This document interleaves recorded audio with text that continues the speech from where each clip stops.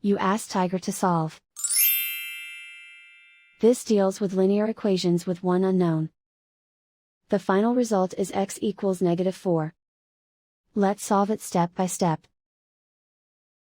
Group all x terms on the left side of the equation. Subtract 5x from both sides. Group like terms. Simplify the arithmetic. Group like terms. Simplify the arithmetic. Group all constants on the right side of the equation. Subtract 7 from both sides.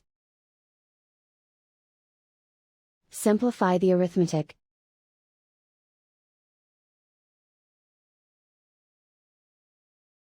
Isolate the x. Multiply both sides by -1. Remove the ones. Simplify the arithmetic. And so the final result is x equals -4.